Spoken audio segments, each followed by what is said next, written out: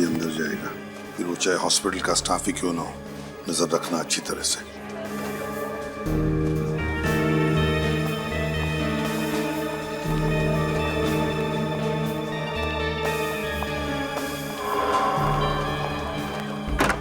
ये अंदर कौन गया? सर ये डॉक्टर कोराली है, इस वक्त राउंड पे है।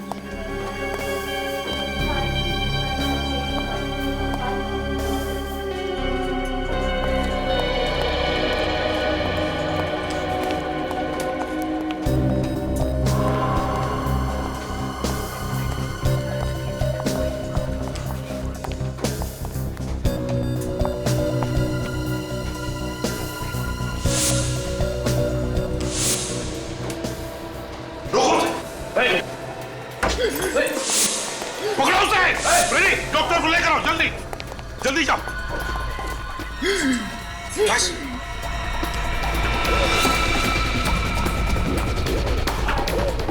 बेटा गंगाधर, तेरा कुछ नहीं हो सकता। हे भगवान, ये रोज रोज का कचरा, पता नहीं कितना कचरा जमा कर देते हैं। पढ़े लिखे कहते हैं अपने आप को, इस बार को कचरे का पेटी बना डाला। ये लोग योगा करते रहते हैं। ये जरूर बच्चे होंगे जिनके माँ बाप यही सिखाते होंगे कि कचरा जमीन पर फेंकना चाहिए। रोज रोज कचरा साफ करो और रोज दुगना कचरा मेरा इंतजार कर रहा होता है। हे भगवान, कभी तो सुन मेरी, कोई चमत्कार तो कर, या यूं ही कचरा साफ करवाता रहेगा जीवन भर। कचरा कचरा कचरा, दिन भर कचरा साफ करो, सुबह आओ कचरा। कुछ तो चमत्कार कर दे।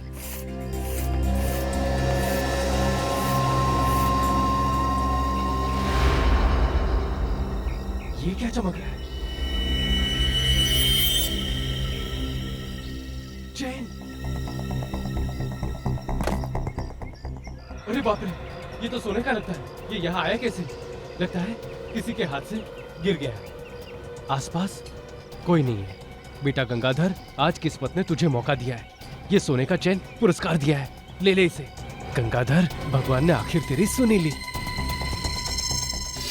अरे ये क्या? हाथ, इंसान का हाथ। इधर, यहाँ। कहीं डेड बॉडी तो नहीं यहाँ पे? सीआईडी को बुलाना पड़ेगा जल्दी।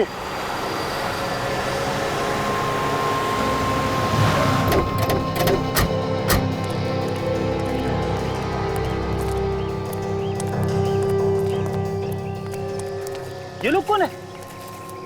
हटो, चलो हटो, चले हटो।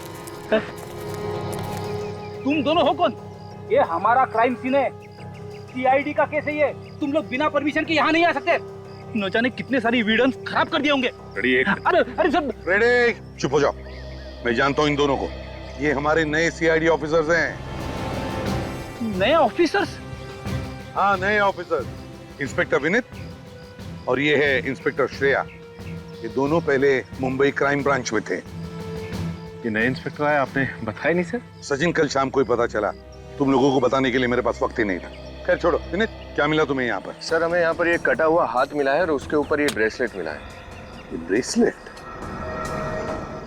काम की चीज है ये ब्रेसलेट। अच्छी तरह से साफ करो। संभाल के।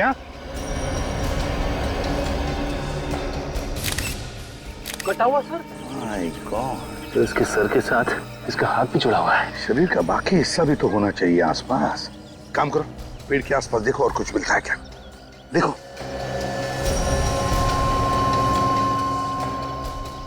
सर, कितनी बेरहमी से काटा है सर और हाथ को। और सर, ऐसा कोई क्यों करेगा? यहाँ इस हालत में किसी की लाश को दफनाने का क्या मतलब है? सिर्फ सिर और हाथ। पार्क तो ऐसी जगह है जहाँ पे काफी सारे लोग आते जाते रहते हैं। सचिन, विवेक, एक काम करो, पार्क में आसपास अच्छी तरह से देखो, कुछ मिलता है क्या।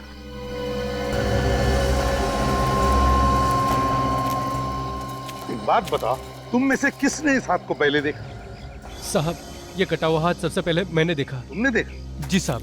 तुम क्या करते हो इधर? जी साहब, साफ सफाई करते हैं। सफाई करते हो? इधर आओ, जरा बताओ, ये पार्क क्या 24 घंटे खुला रहता है? नहीं साहब, सुबह 7 बजे से लेकर शाम को 7 बजे तक खुला रहता है। यहाँ पे वॉचमैन या सिक्योरिटी गार्ड नहीं है क्या? नहीं साहब, यहाँ पे कोई चौकीदार नहीं रहता। ये पार्क सुबह 7 बजे से लेकर शाम के 7 बजे तक खुला रहता है। इसका मतलब है ये काम तब किया गया है जब ये पार्क या तो बंद था या फिर पार्क में कोई भी नहीं था उस वक्त किया है। सर, सर यहाँ आसपास तो कुछ भी नहीं मिला सर। अबे ऐसा कुछ नहीं मिला सर? कुछ भी नहीं मिला? ये कैसे हो सकता है? तो शरीर का बाकी का हिस्सा कहां पर दफना दिया है? कहां छुपाया होगा? कोई बात नहीं, पता तो लगा ही लेंगे। इससे पहले एक काम करो, ये सिर और हाथ साळुंखे के पास भेज दो और इस आदमी का चेहरा, उसका स्केच सारे न्यूज़पेपर्स और टेलीविजन चैनल्स पर भेज दो।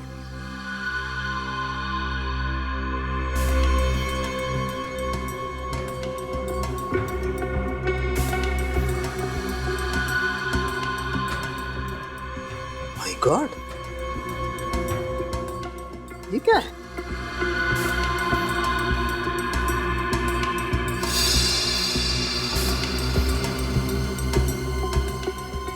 क्या हो सकता है? तारिका, मुझे तो एक कोई कागज का टुकड़ा दिखाई देता है। साफ करके देखते हैं क्या है। डॉक्टर साहब, ये आपके हाथ में क्या है?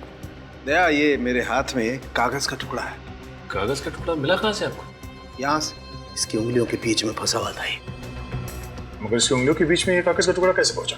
या मुझे लगता है इस आदमी ने कोई कागज को अपने हाथ में छुपाने की कोशिश की होगी और ये कागज का टुकड़ा इसकी उंगलियों के बीच में फंस गया। लेकिन डॉक्टर साहब, ऐसा क्या है इस कागज के टुकड़े में? अरे भाई, तो चेक करने जा रहा था। क्या आप लोग आ गए? साफ करके देख लीजिए ना, पता चल जाएगा। देखते हैं।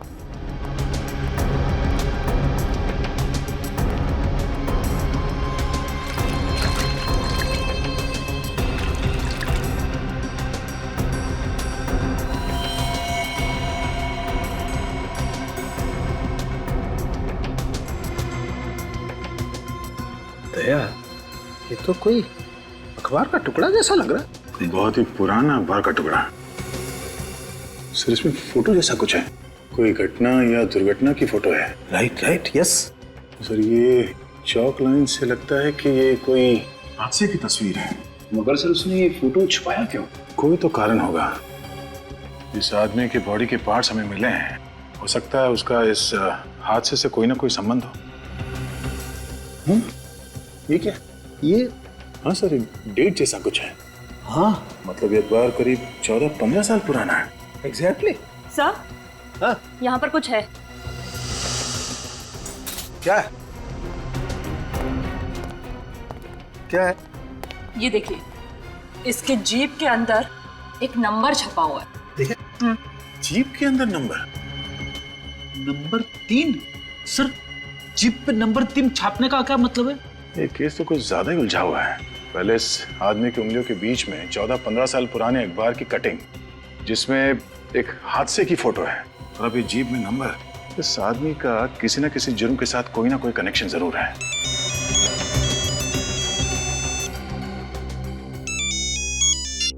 हेलो, हाँ, रिपोर्ट्स आ गई? क्या पता चला रिपोर्ट से? Thank you sir. ये एक आदमी नहीं है। एक आदमी नहीं है मतलब? ये सर किसी और आदमी का है और ये हाथ किसी दूसरे इंसान का। मतलब दो अलग अलग लोगों के बॉडी पार्ट एक ही जगह पे मिले? हाँ, पहले पेपर की कटिंग, अब ये जीप में नंबर, 2 लोगों का खून। हमें जल्दी से ये पता करना होगा कि ये 2 लोग आखिर है कौन। अरे यार, ये क्या चक्कर है? एक और झटका। हाँ फ्रेडी, बहुत बड़ा झटका। ये इस आदमी के नाखूनों का रंग नॉर्मल नहीं है, कुछ अलग है। सर, इसका क्या मतलब है? इसका मतलब ये नाखून चेक करने के बाद पता चलेगा।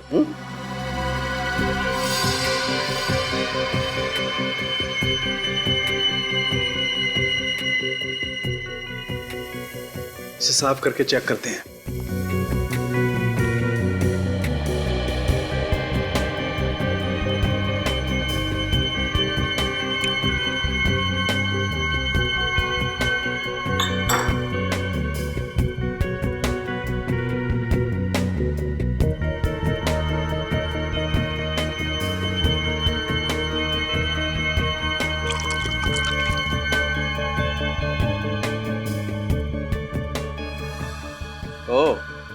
अब आई बात समझ में।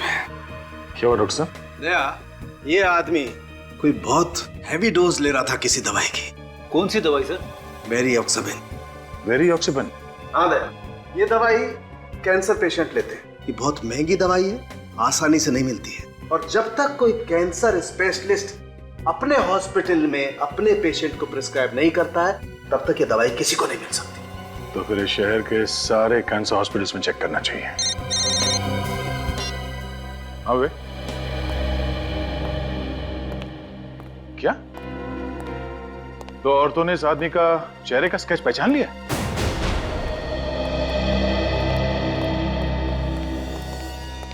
सर, विनय जी की वाइफ ने ना, और उनकी सेक्रेटरी आन्या।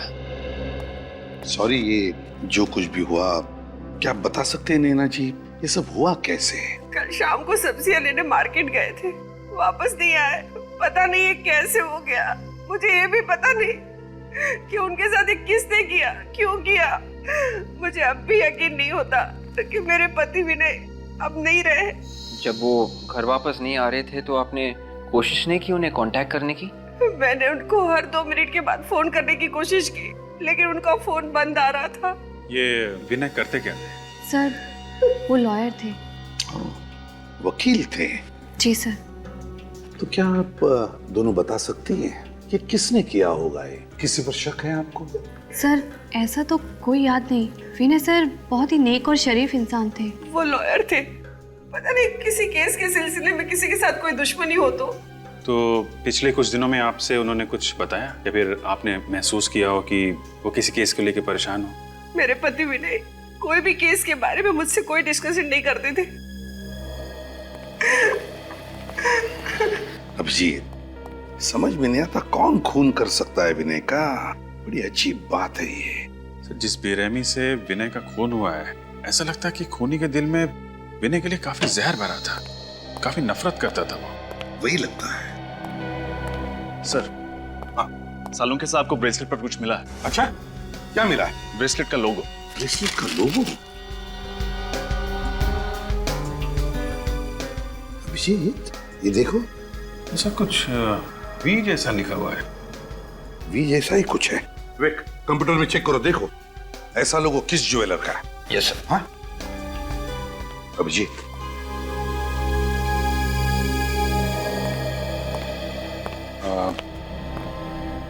आप लोगों ने यहाँ आके हमारी बहुत मदद की है। Thank you very much. अभी आप लोग जा सकते हैं, जरूरत पड़ेगी तो दोबारा बुला लेंगे। थैंक यू सर, लेकिन आप मेरे पति के कातिल को जल्द से जल्द ढूंढ निकालिएगा। हम अपनी पूरी कोशिश कर रहे हैं, प्लीज।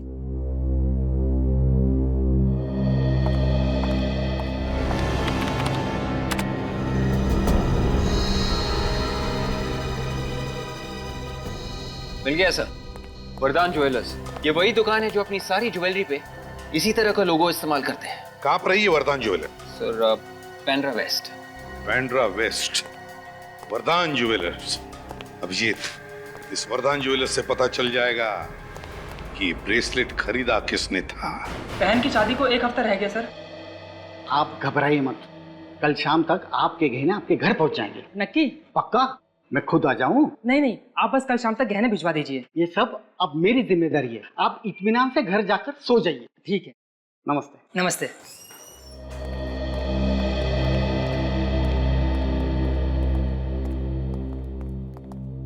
आइए सर, शादी है। नहीं कुछ देखना चाहते हैं? आइए ना सर, बैठिए। आराम ने जरा कस्टमर को देखना। नहीं, हम दिखाते हैं आपको कुछ। आप लोग कुछ दिखाना चाहते हैं? घबराइए मत, हम लोग सीआईडी से हैं। कुछ प्रूफ है? सीआईडी? हाँ, ये ब्रेसलेट देखिए, ये आपकी दुकान का है। ठीक कहा आपने, ये मेरे दुकान से ही बना हुआ है। कहाँ मिला आपको? एक हाथ पे था ये। ब्रेसलेट तो हम हाथ के ऊपर ही पहनते हैं ना। हाथ कटा हुआ था। किसका हाथ था सर? यही पता करने के लिए हम लोग यहाँ पर आए हैं। क्या बता सकते हैं कि ये ब्रेसलेट किसने खरीदा था आपके यहाँ से?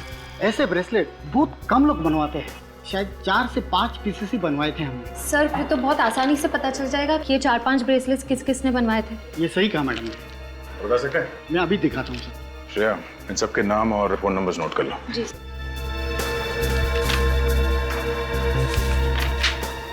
देखिए सर।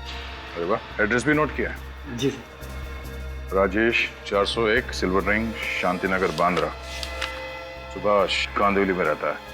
सुनील पनवेल का रहने वाला है, और रोकंडा ये बोरीवली में रहता है। इन सबके घर चल के देखना पड़ेगा। हेलो डॉक्टर, आपने अपॉइंटमेंट लिया? मैं सीआईडी से हूँ, इंस्पेक्टर फ्रेडी। हेलो सर, आप यहाँ कैसे? मुझे आपकी मदद चाहिए थी। मैं आपकी क्या मदद कर सकता हूँ? डॉक्टर साहब, आपके हॉस्पिटल में वेरियोक्साबेन नाम की दवाई यूज की जाती है या नहीं? नो सर, ऐसी कोई दवाई यहाँ इस्तेमाल नहीं होती। ये बहुत ही रेयर दवाई है। Thank you. सर ये ब्रेसलेट काफी महंगा है, इसे खरीदने वाले चारों भी बहुत अमीर होंगे। हाँ श्रेया, ये बात तो है, पर इन चारों में से ये ब्रेसलेट पहना किसने? राजेश, सुभाष, सुनील या रोकंडा? ये तो वहाँ घर पे जाने के बाद ही पता चलेगा।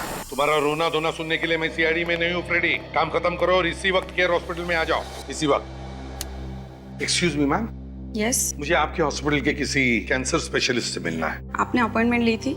जी नहीं। सर आपका नाम? एसीपी प्रद्युमन, सीआईडी से। ओह, सीआईडी से। आप लोगों को तो तकलीफ होते रहती होगी। मैम प्लीज जरा डॉक्टर साहब को बुलाइए, मुझे जरूरी काम है। डॉक्टर चंद्रा बस आते ही होंगे। ओके। लो आ गए। हाँ जी, हाँ ठीक है, ओके। अमित, क्या पता चला वेरियोक्साबेन के बारे में? चलो ठीक है, कोई बात नहीं, तुम इसी वक्त आ जाओ केयर हॉस्पिटल में। ओके। एक मिनट, पहले आप मुझे ये बताइए कि ये दवा आप किस तरह से ले रही हैं? पहला डोज सुबह नाश्ते के बाद, दूसरी दोपहर को क्यों, जबकि मैंने लिख कर दिया था कि आपको शाम को लेना है। मैम आपको मालूम है आपके नाक से और दिमाग से खून आ सकता है। आप अभी और इसी वक्त हॉस्पिटल में आके मुझसे मिलिए। ये पेशेंट है ना? डॉक्टर चंद्रा। यस। मैं एसीपी प्रद्युमन, सीआईडी से। क्या हुआ? एक दवाई है वेरियोक्साबेन नाम की, क्या आपने उसके बारे में कुछ सुना है? वेरियोक्साबेन? जी बिल्कुल सुना है, और मैं अपने पेशेंट को दे भी रहा हूँ। आप ये दवाई अपने पेशेंट्स को दे रहे हैं? जी। तो मैं सही जगह पर आ गया। बता सकते हैं कितने पेशेंट्स को दे रहे हैं आप? अब तक यही कोई लगभग 3 पेशेंट्स को दिए। 3 पेशेंट्स को? जी हाँ। आप रेडी? देखो डॉक्टर साहब 3 पेशेंट्स के नाम देंगे, वो लिख लेना।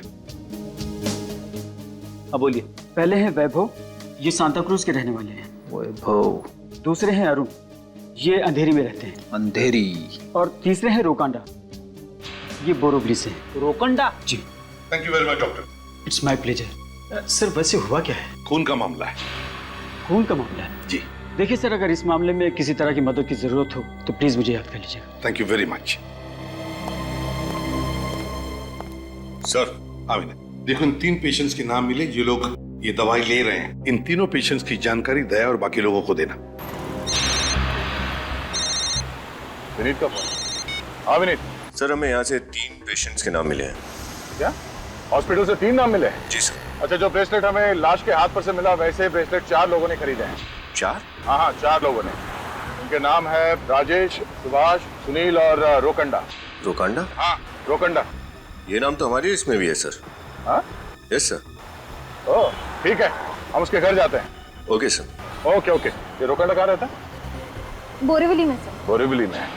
ये रोकंडा वही फेमस सिंगर तो नहीं जिसके शोज होते रहते हैं? लगता तो वही सर। सर अगर ये वही फेमस सिंगर है और वो कटा हुआ हाथ उसी का है तो मीडिया में तो वो कटा हुआ हाथ रोकंडा का है या नहीं, या फिर उसने ये ब्रेसलेट किसी को गिफ्ट दिया है, ये तो बेल बजाने के बाद ही पता चलेगा।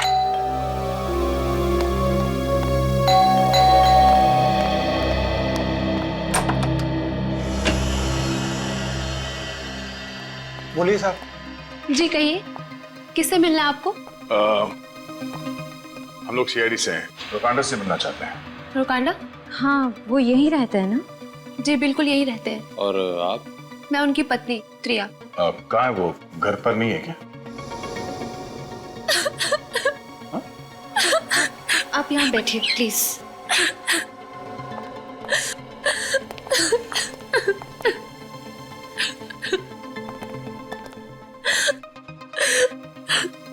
आप रो क्यों रही हैं? रोकांडा कहाँ है? उनका कल से कोई अता पता नहीं है। बता के नहीं गया कि कहाँ जा रहे हैं? नहीं सर। आखिरी बार कब देखा था आपने? कल, और आज उनका शो भी था। कितने फोन्स आ रहे हैं सुबह से, क्या बताऊं मैं, किसको बताऊं कि रोकांडा कहाँ है। इनफैक्ट उनका फोन भी बंद आ रहा है। मुझे बहुत घबराहट हो रही है सर। प्लीज शांत हो जाइए। कैसे शांत हो जाऊं सर? आज सुबह मैंने पुलिस स्टेशन में मिसिंग रिपोर्ट भी लिखवाई थी। मिसिंग रिपोर्ट भी लिखवाई आपने? गायब कहाँ हो गया?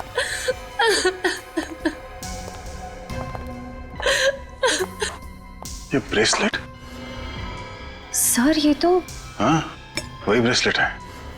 इसका मतलब वो कटा हुआ हाथ रोकंडा का था। शायद। आप लोग क्या बातें कर रहे हैं? कहीं कुछ गड़बड़ तो नहीं है ना? नहीं। अच्छा आप ये बताइए कि रोकांडा को कैंसर की बीमारी है? हाँ, पर आप लोगों को? ऐसे ही। अच्छा रोकांडा के बारे में कुछ जानकारी मिले तो हमें इन्फॉर्म कर देना। जी सर। Thank you.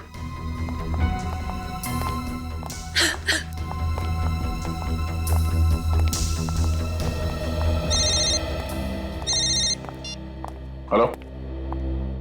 हाँ क्या? कहाँ पे? पनवेल के हाईवे पे और भी बॉडी पार्ट्स मिले?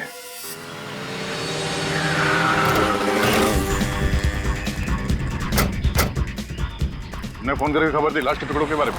हाँ साहब, मैंने बड़ा पाव खाने के बाद कागज फेंकने के लिए जैसे ही कचरे के डिब्बे के पास आया तो मैंने ये देखा। तुम वहां खड़े थे, दूर जाओ। खोलो से।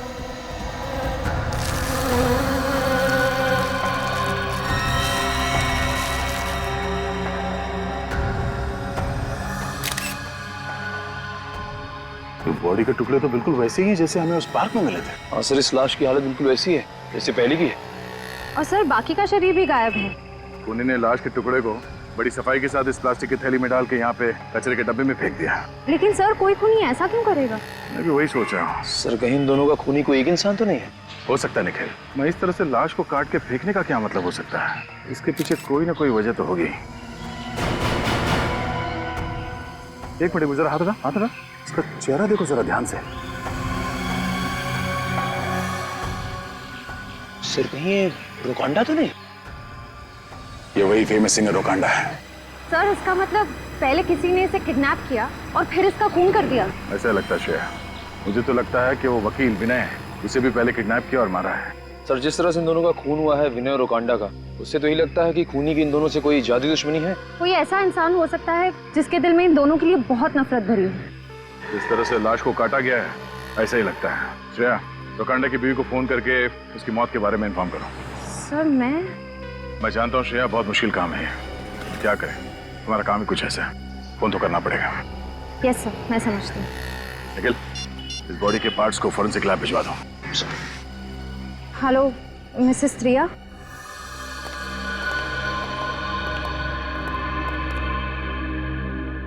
क्या हुआ साळुंखे, इतना परेशान क्यों दिख रहा है तू? बॉस बात ही ऐसी है, तुम्हें पता लगेगा ना, तुम्हारी भी यही हालत होने वाली है। ऐसे क्या बात पता चल गई साळुंखे साहब? बात ये है, ये सर जो आप पिछली बार लेकर के आए थे वो इस हाथ से मैच करता है जो आप अभी लेकर के आए।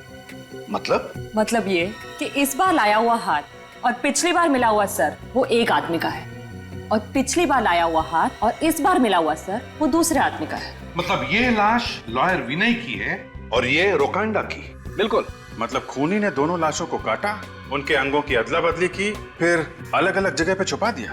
ये चल क्या रहा है खूनी के दिमाग में सर? हाँ सर, कोई खूनी ऐसा क्यों करेगा? लगता है पूरा पागल है सर, कोई साइकोपैथ है। कोई न कोई वजह तो है विवेक, कोई न कोई वजह तो है जो खूनी ऐसे कर रहा है। सर ऐसी क्या वजह हो सकती है ये सब करने की? यही तो पता लगाना है सचिन कि ये खूनी ऐसे वैश्यपन पर क्यों उतर आया। एक बात और बॉस। क्या? वो ये, उस सर की जीभ पर भी वैसा ही अंक लिखा हुआ है जैसा इस जीभ पर लिखा हुआ है। मतलब विनय की जीभ पर जो 3 नंबर लिखा हुआ है बिल्कुल वैसा ही 3 नंबर रोकांडा के जीभ पर, बिल्कुल वैसा ही 3 नंबर। क्या राज हो सकता है इस 3 नंबर का? सर हो सकता है कातिल हमें कुछ दिखाना चाहता हो, इसलिए उसने इन लाशों की जीभ पर ये नंबर लिख दिए। हाँ, दिखाना तो चाहता है जरूर ये खूनी हमें। और फिर ये नंबर 3, इस नंबर 3 का कोई ना कोई तो कनेक्शन जरूर है विनय और रोकांडा के बीच में। सर कुछ तो छुपा इन फोटोग्राफ में, कुछ तो कहने की कोशिश कर रही हैं ये फोटोग्राफ्स। मगर क्या अभिजीत, क्या हो सकता है?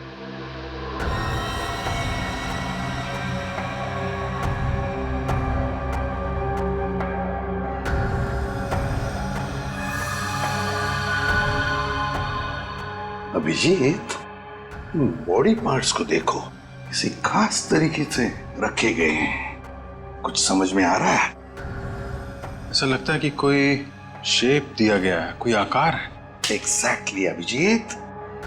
अभिजीत मुझे लगता है ये इंग्लिश का अल्फाबेट क्यू है ना?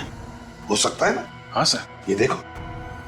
हाँ सर, क्यू। हाँ, और फिर ये देखो, ये नहीं लगता तुम्हें कोई नंबर? 9?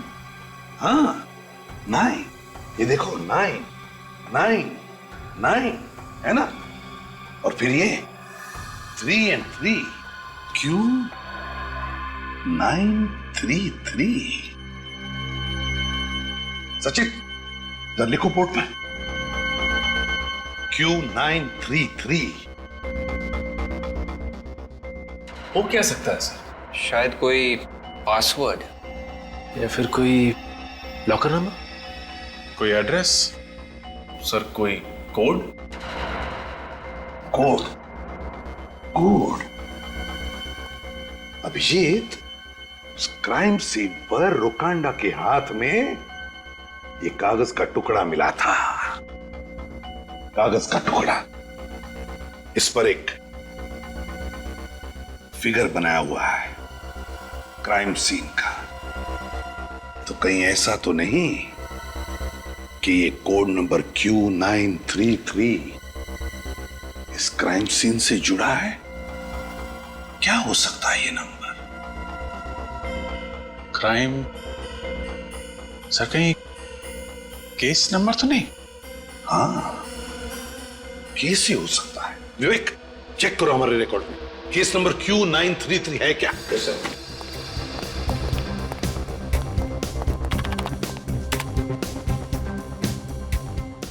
यस सर, इस नंबर का एक केस है, ये 1998, 14 साल पुराना केस है। सर इस केस में मुजरिम चंदू को 14 साल की सजा हुई थी सर, मर्डर के जुर्म में। चलो, और कुछ ही दिनों पहले वो जेल से छूटा। किसका केस सब? सर ये केस कोई विनय हैंडल कर रहा था सर, लॉयर विनय। विनय? सर कहीं ये लॉयर विनय वही तो नहीं जिसकी हमें लाश मिली? हो सकता है। और डिटेल्स देखो। Yes sir. सर इस केस में एक ही विटनेस था सर, सिंगर रोकांडा। रोकांडा? रोकांडा और विनय? मतलब से ये दोनों लाशें रोकांडा और विनय की इसी केस से जुड़ी हुई है, केस नंबर Q933। हाँ, फिर देखो विवेक, इन्वेस्टिगेटिंग ऑफिसर कौन था? सर कोई इंस्पेक्टर प्रकाश। प्रकाश? क्या हुआ सर, आप प्रकाश को जानते हैं क्या? बिल्कुल जानता हूँ, कॉलेज के दिनों से जानता हूँ, पुराना दोस्त है मेरा वो। सर तो फिर तो उनसे सारी डिटेल्स मिल जाएंगी केस की। हाँ अभिजीत, लेकिन पहले ये चंदू जिस जेल में था वहां से उसकी पूरी जानकारी निकालनी चाहिए। तब तक मैं इस इंस्पेक्टर प्रकाश से जाकर मिलता हूं। Excuse me. जी कहिए। हम लोग सीआईडी से, हमें एक कैदी के बारे में कुछ जानकारी चाहिए। सर बैठिए ना। नहीं ठीक है। जी बताइए, किसके बारे में आप लोग जानना चाहते हैं? चंदू। चंदू जो खून के जुर्म में यहाँ बंद था? हाँ वही। अब उसके बारे में हमें कुछ बता सकते हैं? वो किसी का खून करके यहाँ आया था और इस केस में ये साबित हुआ था कि उसने पैसों के लिए किसी का खून किया था और उसने 13 साल की सजा भी काटी थी। 13 साल? जी हाँ, और अभी 2-4 महीने पहले वो जेल से छूट के गया। अच्छा, उसकी सजा पूरी हुई थी या पहले ही छूट गया? नहीं, उसे 14 साल की सजा हुई थी, लेकिन उसके अच्छे बर्ताव को देखते हुए सरकार ने उसकी 1 साल की सजा माफ कर दी। अच्छा, सजा काटने के बाद अब कहाँ मिलेगा, कुछ अंदाजा है आपको? नहीं सर, हमारे रिकॉर्ड में उसका कोई पता नहीं है। अच्छा, कोई ऐसी जगह जानते हो जहाँ वो अक्सर पुलिस से छिपने के लिए इस्तेमाल करता था? नहीं सर, हमें उसके बारे में ज्यादा जानकारी नहीं है। पिछले 13 साल में जब वो जेल में था तो उसे कोई ना कोई तो मिलने आता था ना? सर आप विश्वास नहीं करेंगे, पिछले 13 सालों में ऐसा कोई आदमी हमने नहीं देखा जो उससे मिलने आया था, और इस बात से जेल में सभी हैरान थे। पिछले 13 साल में उससे मिलने के लिए जेल में कोई भी नहीं है? हाँ सर, सच है। और ना तो उसका कोई रिश्तेदार, ना दोस्त, ना कोई यार, कोई नहीं था सर। ये तो बहुत ही अजीब बात है। बल्कि पुलिस ने जब उसे पकड़ा तब भी वो अकेला ही था। अच्छा, उसका घर कहाँ है, कुछ एड्रेस है आपके पास? अभी तक हमको उसके बारे में कुछ पता नहीं चला। इसका मतलब चंदू के आगे पीछे कोई नहीं था। लेकिन सर ऐसा कैसे हो सकता है? कोई भी इंसान इतना अकेला कैसे हो सकता है? कोई तो होगा जो उससे बातें करता होगा। अच्छा, जेल में चंदू का बर्ताव कैसा था? वो कैदियों से बात करता था या किसी से बात करता हो? सर कुछ खास नहीं, अकेला ही बैठा रहता था, अपनी दुनिया में वो खोया रहता था। किसी से ज्यादा बात ही नहीं करता था सिवाय एक आदमी के। कौन? सर राजू चाय वाला। अक्सर वो हमारी जेल में चाय देने आया करता है। चाय वाला राजू? जी हाँ सर, सिर्फ उसी से बात करता था। कहाँ मिलेगा ये चाय वाला? सर आप आगे निकलिए और दाहिने मुड़िए और सीधे चलते जाना, उसका ठेला आगे दिख जाएगा। Thank you. Thank you sir. Raju चाय वाले के साथ बैठ के चाय पीते हैं। कितने सालों बाद आ रहा हूं मैं प्रकाश से मिलने के लिए। फिर भी सर, इतने वक्त बाद पुराने दोस्त से मिलने की बात ही अलग है। हाँ वो तो है। अरे एसीपी अंकल आप लोग आइए ना अंदर। आयुष, कितने बड़े हो गए तुम, हैं? पापा कहाँ है? वो क्या हुआ? मुझे कुछ समझ नहीं आ रहा है अंकल। क्या हुआ आयुष, कोई प्रॉब्लम है? अच्छा है आप लोग आ गए, मुझे आपकी मदद चाहिए। क्या हुआ? प्रकाश सर ठीक तो है ना? पापा आज सुबह से कहीं चले गए हैं और मेरा फोन भी नहीं उठा रहे हैं। तो ऑफिस में फोन करते उनके? मैंने ऑफिस में फोन किया था पर पापा आज ऑफिस पहुंचे ही नहीं है। हो सकता है वो किसी बाहर के काम की वजह से ऑफिस ना गए हो या फिर बिजी हो। नहीं, पापा चाहे जितना भी बिजी हो मेरा फोन जरूर लेते हैं, और अगर फोन नहीं उठा सकते तो मैसेज जरूर करते हैं। आज तो कोई जवाब ही नहीं दे रहे हैं। मुझे बहुत चिंता हो रही है अंकल, प्लीज पापा को ढूंढिए ना अंकल। आयुष बिल्कुल घबराओ मत। अरे तुम्हारे पापा एक दिलेर और जाबाज ऑफिसर है, समझे? आयुष एक बात बताओ, क्या पापा ने कभी तुम्हारे साथ किसी पुराने केस के बारे में कभी बात की थी? मेरा मतलब है case number Q933। Case number Q933 के बारे में तो मालूम नहीं, लेकिन पापा किसी पुराने केस को लेकर चिंतित जरूर थे। पुराने केस को लेकर? किसकी केस? कौन सी केस? वो किसी चंदू नाम के आदमी का केस था। चंदू? चंदू की केस? यही तो केस है, केस नंबर Q933। ये केस तो 14-15 साल पुरानी केस है और 10 साल पहले पूरी भी हो गई थी। फिर इस केस को लेकर प्रकाश। पापा का फोन चालू है? जी अंकल। इधर लगाओ। अंकल बेल जा रही है पर कोई उठा नहीं रहा है। हाँ बेल तो जा रही है, कोई उठा नहीं रहा है।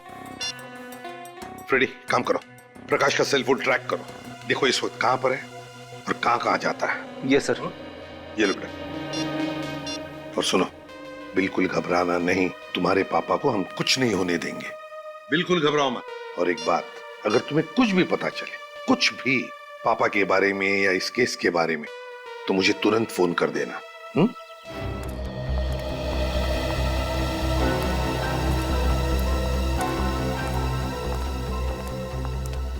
हो रहा राजू? राजू?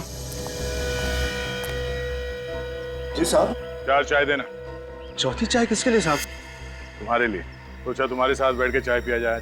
क्यों नहीं साहब, ग्राहक तो भगवान का रूप होता है और ग्राहक के लिए तो ये राजू कुछ भी कर सकता है साहब। बैठिए साहब, आइए आइए। और एक कैदी के लिए भी राजू कुछ भी कर सकता है ना? मैं कुछ समझा नहीं साहब। नहीं समझा? अभी समझाते हैं, निकल।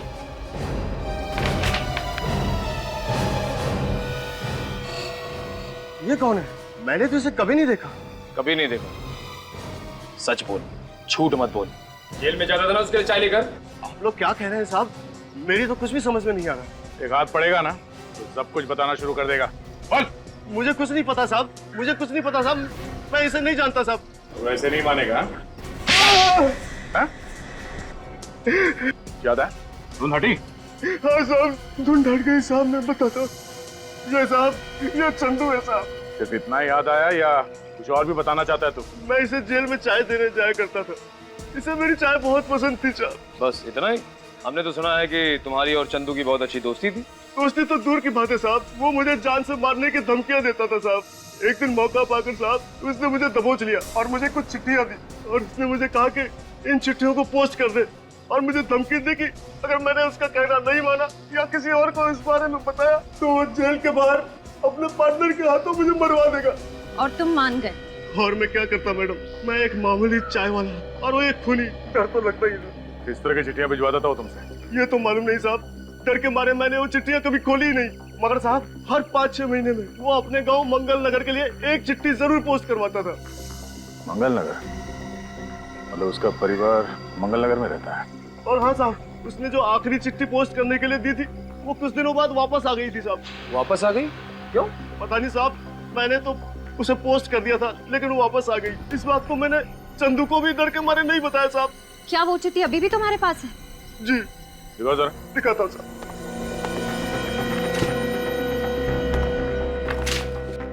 अनीता चंदू, मंगल नगर, जनार्दनगढ़।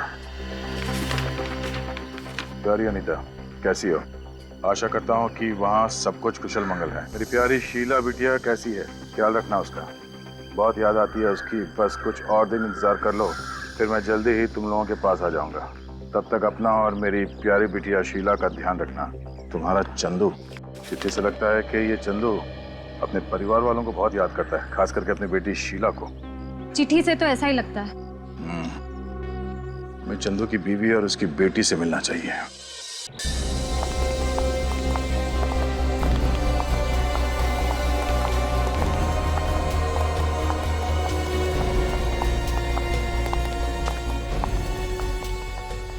नगर तो पहुंच गया। ये पता करना होगा कि चंदू के परिवार रहता कहाँ। सर किसी से पूछ लेते हैं। ऐसे छोटे गांव में तो सब एक दूसरे को जानते होंगे। ये आदमी औरत जो घर से बाहर निकले, इनसे पूछो जरा। सुनिए भाई साहब, आप जानते हैं चंदू कौन है? अब चंदू? कौन चंदू? हम किसी चंदू को नहीं जानते। चलो। देखिए, घबराइए मत, हम लोग सीआईडी से हैं। सीआईडी? हम जानते हैं कि चंदू का परिवार इसी गांव में रहता है। सिर्फ यही जानना है कि वो रहता किस घर में है। देखिए साहब, अब हमें किसी मामले में मत घसीटिए। हमने कुछ नहीं किया है, हमने तो बस सुना है कि चंदू एक मुजरिम है और वो अभी जेल में। हाँ साहब, हम पुलिस और कोर्ट कचहरी के चक्कर में नहीं पड़ना चाहते। देखिए, आप लोग बिना बात के परेशान हो रहे हैं। डरने की कोई बात नहीं है, हम लोग यहाँ से पूछताछ करने के लिए आए हैं। आप लोगों को कुछ नहीं होगा, डरिए मत, भरोसा रखिए। सीआईडी आप लोगों की सुरक्षा के लिए, परेशान करने के लिए नहीं। देखिए भाई साहब, बस इतना बता दीजिए कि ये चंदू रहता कहाँ है? रहता है नहीं साहब, रहता था। रहता था? अब तो ना वो यहाँ है ना उसके घर वाले। कहाँ गए वो लोग? ये तो नहीं मालूम। चंदू की बीवी और उसकी बेटी शीला यहाँ रहते थे, लेकिन 6 महीने पहले ही चंदू की बीवी मर गई। बहुत बीमार थी बेचारी। और उसकी बेटी शीला, वो कहाँ गई? उसकी माँ के देहांत के बाद तो वो बिल्कुल अकेली हो गई थी। बेचारी घर बेच के चली गई। आप जानते हैं वो कहाँ है? उसका पता, फोन नंबर, कुछ भी? उसके बारे में तो हमें कुछ नहीं पता। बस शीला जाते जाते हमारा आशीर्वाद लेके गई। बहुत अभागन बच्ची थी वो। जिंदगी ने आंसुओं के सिवाय उसे कुछ भी नहीं दिया। शीला दिखती कैसी है? आप लोग के पास कोई तस्वीर है उसकी? हाँ साहब, अपने जन्मदिन पर हमारी बेटी ने एक फोटो ली थी उसकी। क्या हम वो फोटो देख सकते हैं? जी। चंदू अपने परिवार वालों से इतना प्यार करता था, उसके बाद में जेल से छूटने के बाद अपने गांव क्यों नहीं आया? और सर, उसकी बेटी भी घर बेचकर चली गई, वापस ही नहीं आई, ये जानते हुए भी कि उसके पिता की रिहाई को ज्यादा वक्त नहीं है। बेटी का तो पता नहीं। चंदू कहीं पे छुप के बैठा है। अगर उसने दोनों खून किए हैं तो जाहिर सी बात है कि वो ना तो इस गांव में आएगा और ना ही अपने घर में। ये शीला है। क्या हम ये फोटो रख सकते हैं? ये वही एरिया है जहाँ पे प्रकाश सर का मोबाइल फोन ट्रैक किया गया है। इसी एरिया में? हाँ सर। प्रकाश को फोन करता हूँ। फोन चालू है, बेल भी जा रही है। हम प्रकाश सर के मोबाइल फोन के नजदीक पहुंच गए। गुड। लेकिन एक बात मेरी समझ में नहीं आ रही। क्या? प्रकाश सर इतनी सुनसान जगह में करने क्या आए होंगे? कहीं ऐसा तो नहीं कि कोई उन्हें जबरदस्ती उठा के यहाँ पे लाए? हो सकता है। मुझे लगता है प्रकाश जरूर जानता है कटे हुए सिर और हाथों के बारे में। जरूर जानता है प्रकाश। सर, हम प्रकाश सर के मोबाइल फोन के बहुत नजदीक पहुंच गए सर। ट्रैक करते रहना पड़ी, ट्रैक करते रहना। रोको रोको रोको रोको रोको।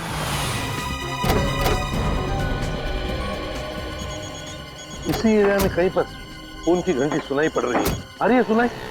हाँ सर। हाँ।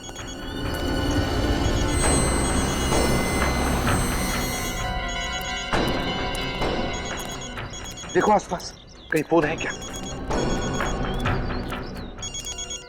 हो रहा फोन।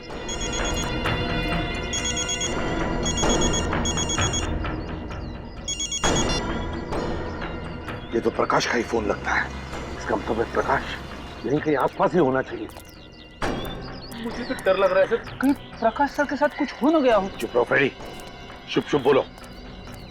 अपनी अपनी गन निकालो। प्रकाश की जान को खतरा हो सकता है। पूरा है घर। मुझे लगता है सर कि प्रकाश सर इसी घर के अंदर होंगे। चलकर देखते हैं। जरा सी भी भूल हो गई तो प्रकाश की जान को खतरा हो सकता है।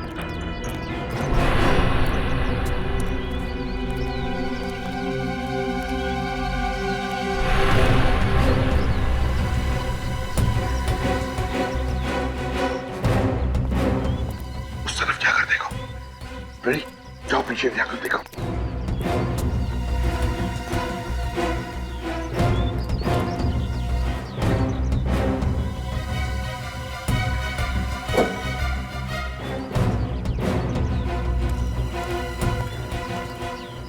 उधर कुछ नहीं दिख रहा है सर।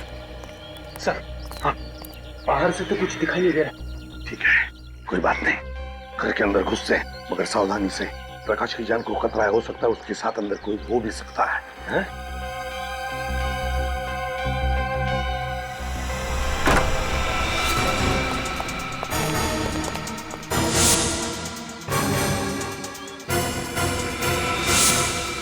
सर, अंदर तो कोई दिख नहीं रहा। फ्रेडी, इस तरफ जाओ। विनीत, विनीत इस तरफ।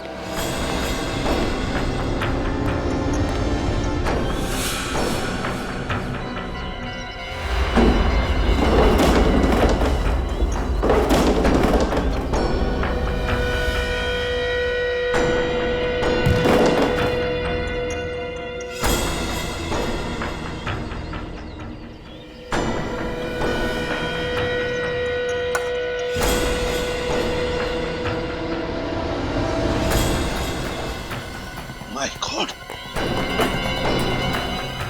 प्रकाश, मेरी जल्दी से पानी लेकर आओ।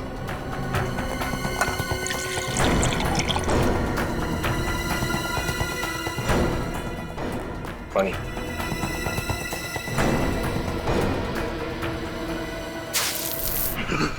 कौन कौन हो तुम? कौन हो? देखो देखो, तुम लोग मुझे नहीं मार सकते, नहीं मार सकते। मुझे जाने दो मुझे, जाने दो। मेरी तरफ देखो, देखो मुझे। मैं प्रद्युमन, इसे भी प्रद्युमन, तुम्हारा दोस्त प्रकाश। तुम यहाँ कैसे? बताता हूँ, उठा उसे।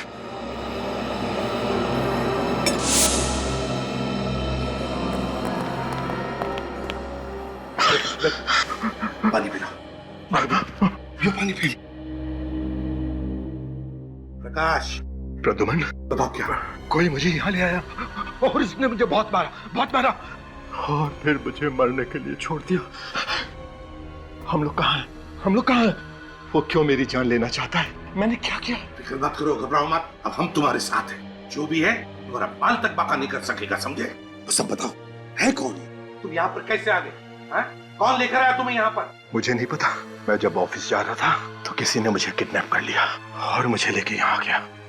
सर, उसका चेहरा नहीं देखा आपने? नहीं देखा, उसने मेरी आंखों पे पट्टी बांध दी थी। अच्छा, बात बताओ, तुमने उसकी आवाज तो सुनी होगी, तो कुछ याद आता है उस आवाज से? शायद वो आवाज किसकी है तुम्हें पता होगा। अगर आवाज सुनी होती तो जरूर बता देता, लेकिन उसने मुझसे कुछ बात ही नहीं की। बस वो पागलों की तरह मुझे मारता रहा मुझे, और मैं। लगता है बहुत गहरी दुश्मनी है तुम्हारे साथ उसकी। तड़पा कर मारना चाहता था वो तुम्हें, मगर हम आ गए ना। घबराओ मत, चलो यहाँ से, चलो। पापा, ये क्या हालत होगी आपकी? किसने की? बेटा, मैं ठीक हूँ, चिंता मत करो। और उस किडनैपर से मिलने के बाद तो बिल्कुल ठीक हो जाऊंगा। किसने किया किडनैप आपको? कौन था वो? एसीपी अंकल, पापा के साथ ये सब करने की किसकी हिम्मत हो सकती है? आयुष बेटा, हिम्मत रखो, हम भी उसी आदमी को ढूंढने की कोशिश कर रहे हैं। शुक्र है प्रकाश सर हमारे साथ है, सही सलामत है। हाँ, ये बात तो है, आप लोग वक्त पर आ गए, वरना वो किडनैपर मेरे पापा को। आयुष, तुम एक जाबाज पुलिस ऑफिसर के बेटे हो, और जाबाज पुलिस ऑफिसर का बेटा कभी रोता नहीं है, डरता नहीं है वो किसी से। घबराओ मत, हम तुम्हारे पापा को कुछ नहीं होने देंगे। प्रकाश, तुम्हें उन लोगों के बारे में कुछ भी याद नहीं आ रहा? जरा याद करने की कोशिश करो, कुछ याद आ रहा है? सर प्लीज कुछ तो याद करने की कोशिश कीजिए। आपकी छोटी से छोटी बात उस किडनैपर को पकड़ने में हमारी मदद कर सकती है, प्लीज। तुम लोग समझ नहीं रहे हो, मुझे कुछ याद नहीं आ रहा है। मैं बस रास्ते से किडनैप हो गया और किडनैपर ने मेरे मुंह और आंखों पे पट्टी बांध दी। फिर वो मुझे वहां ले गया जहां से आप लोगों ने मुझे बचाया। बस वो मुझे पीटता रहा और पापा, प्रकाश क्या हुआ? लगता है पापा को फिर से हार्ट अटैक आ गया। अटैक? माय गॉड, जल्दी से हॉस्पिटल ले चल। पापा।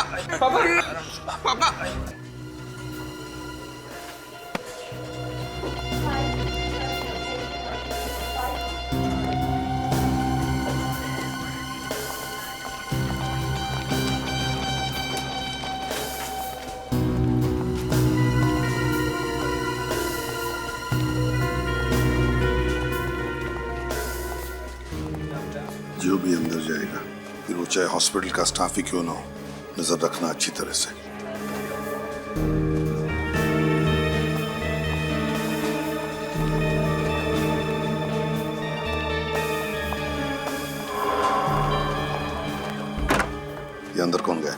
सर ये डॉक्टर कुराली हैं, इस वक्त राउंड पे हैं।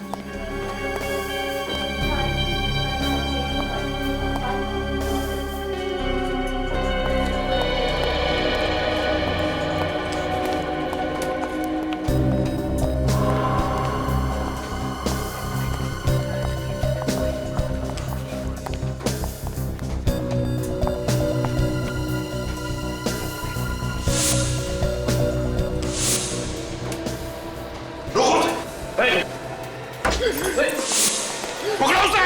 रेडी, डॉक्टर को लेकर आओ, जल्दी जल्दी जाओ। बस।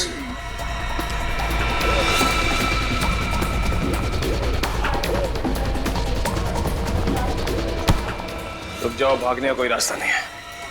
तो शीला, तो तुम हो? किस नाम से बुलाए तुम्हें? आन्या या शीला? वाह, कितनी सफाई से अपने चेहरे के साथ साथ अपनी पहचान भी बदल ली। मगर अफसोस, चेहरा बदलने के बाद भी सीआईडी से बच नहीं पाई तुम। आप ये मत समझिए कि मैं इसलिए रो रही हूँ कि मुझे अपने किए का अफसोस है, बल्कि मैं इसलिए रो रही हूँ कि मैं प्रकाश की जान नहीं ले पाई। विनय और रोकांडा, उनकी जान लेकर क्या मिला तुम्हें? क्या हासिल किया तुमने? उन्हें क्या हासिल हुआ मेरे बाबा की जिंदगी बर्बाद करके? मेरे बाबा तो निर्दोष थे। 15 साल उन्हें सलाखों के पीछे सजा काटनी पड़ी, और जब वो जेल से बाहर आए तो उनकी मौत हो गई। क्या? जेल से निकलने के बाद तुम्हारे बाबा की मौत हो गई थी? हाँ, मेरे बाबा की मौत हो गई, और मरते मरते उन्होंने मुझे बताया कि उनके साथ नाइंसाफी हुई थी। 15 साल वो मुझसे मिलने के लिए तड़पते रहे। एक अच्छे खासे परिवार को बर्बाद कर दिया उन लोगों ने। बदला तो मुझे लेना ही था, आपकी वजह से मेरा बदला अधूरा रह गया। बदला? सच पता है क्या है? सच ये है कि तुम्हारे बाबा निर्दोष नहीं थे, खूनी थे। वो खूनी, एक मासूम की जान ली उन्होंने। ऐसा नहीं हो सकता, मेरे बाबा निर्दोष थे, खूनी नहीं हो सकते। ऐसा ही हुआ। झूठ बोला तुम्हारे बाबा ने तुमसे कि वो निर्दोष है, और तुम बदला लेने के लिए निकल पड़ी। तुम्हारी बदले की आग ने 2 मासूम लोगों की जानें ली, विनय और रोकांडा की। भूल गई तुम कि बदले की आग में खुद के सिवा और कोई नहीं जलता, और मिलता क्या है? सिर्फ खालीपन और किए कर्मों का बोझ। बहुत गलत किया तुमने शीला, कानून को अपने हाथों में लिया। अफसोस, तुम्हें तो अब फांसी ही होगी।